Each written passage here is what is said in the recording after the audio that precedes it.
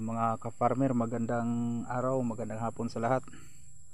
Welcome back sa ating channel. Nga pala mga ka-farmer, dito tayo sa palayan. If naalala nyo mga ka-farmer, paumanhin kasi nung nakaraan, yung ginamit natin na foliar na ano na siya, yung fungicide, foliar fertilizer, din ano na rin yung fungicide, foliar at saka insect repellent, yung growers bet. Dito natin yun in-apply mga ka-farmer nung nasa edad na mga less than 20 yata yun, nakalimutan ko na. Hindi natin pinagpapatuloy yun mga ka-farmer kasi yung epekto niya based doon sa ginamit natin doon siya sa pipino, nawala na yung parang essence niya as insect repellent at saka yung pagiging fungicide niya.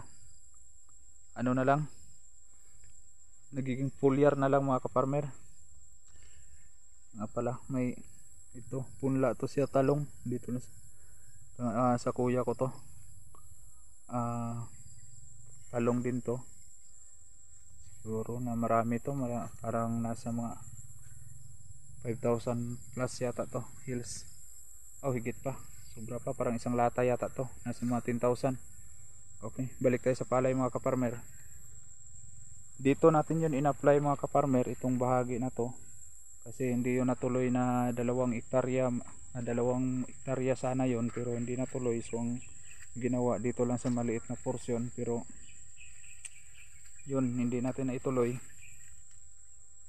Nakapag-apply tayo isang beses pero hindi natin na ipagpapatuloy kasi hindi natin pwede ilagay sa rest yung ano natin, yung tanim na hindi tayo sigurado.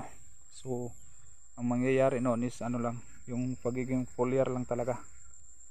Kaya ang nangyari nito, yung abono na ginamit, yung mga synthetic na abono, yung mga granules at saka mga foliar na rin na ibang mga brand ginamit. Pero ito na, malapit na siyang ma-harvest. Saka nandoon na yung harvester, naka-ready na. Yan.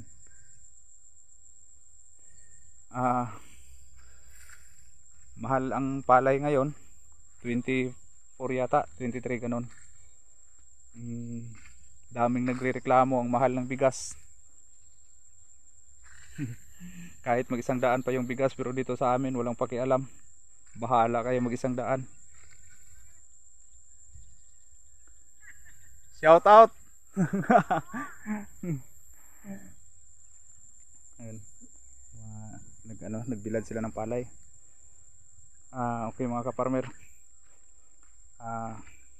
Yun, dito sa amin, kahit 100 pa yung bigas mga ka-farmer, bahala na kayo. So, bumagsak na, hindi kinaya yung bigat ng bunga. Yan. Okay. Iwan ko kung bumaba na yung bigas ngayon, hindi namin alam. Ang variety nga pala nito mga ka-farmer is hybrid to siya, M20 Mestizo.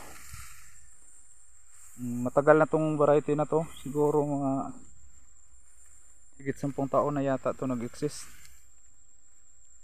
Transplanted to, hindi to siya direct or hindi to sabog, transplanted ito.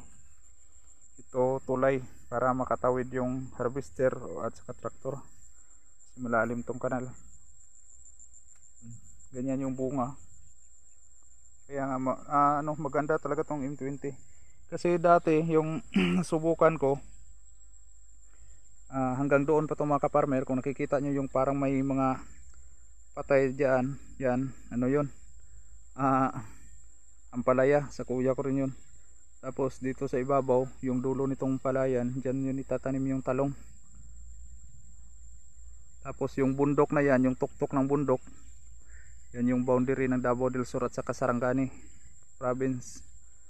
Baluarte de Pacquiao na yan dyan sa likod, Manny Pacquiao.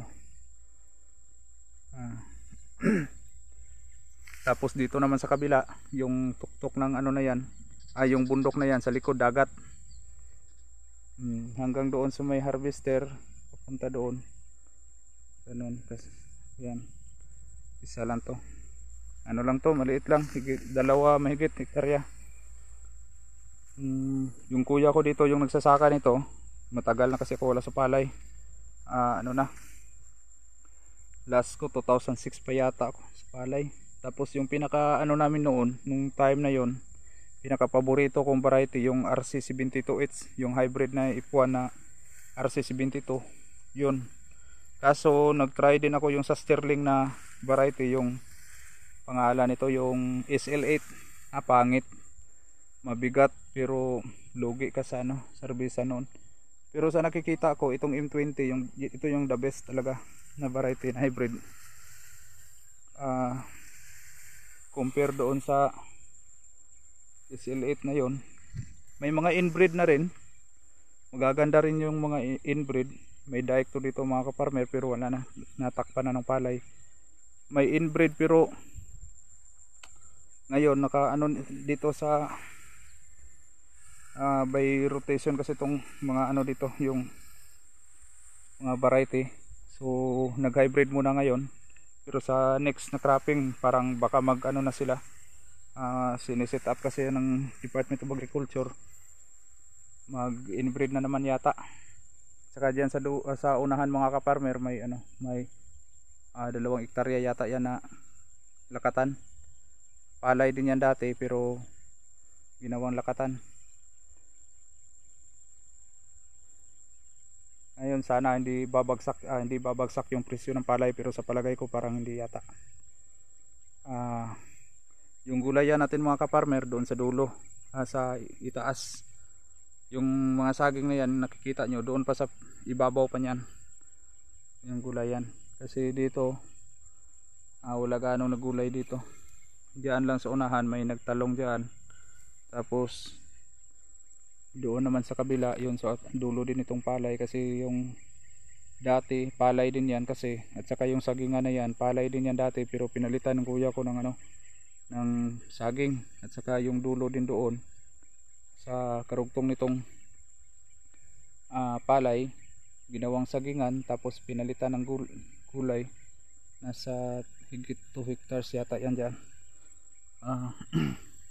Kaya yun ang nangyari, na bawasan na yung palay, gulay at saka saging. Ito mga ano na lang to, pwede na to ma-harvest, pwede na ngayong araw na to, kasi mas maganda yung ganito yung 80% yung ano, yung hinog, 20% yung hilaw. Ito yung pinaka the best, pinaka maganda yung palay, yung bigas nito. Maka-skid pa yata to, pero may ano naman, harvester naka ready na yan anytime. Aandar yan sila. Tsaka madali lang naman mag-harvest nito, kasi itong dati yung isang kahon dyan, mga 1/4 hectares yata yun, hindi umabot ng 10 minutes, within 5 minutes lang yata yun, tapos na mag-harvest, tapos diretso na yung sako. Kalimutan ko na, kasi may mga video ako noon nung bago ako umuwi dito sa Pinas. Yung malaking kahon dyan, yung yan na porsyon, yung isang kahon 1/4 hectare, ano yun siya, basta hindi umabot ng 10 minutes yun, tapos na siya. Okay, yun lang muna ang content natin sa ngayon mga kaparmer. Yun ang growers bet, hindi natin yun na ipagpapatuloy, kasi ayaw natin na mailagay sa alanganin yung tanim. Mahirap na,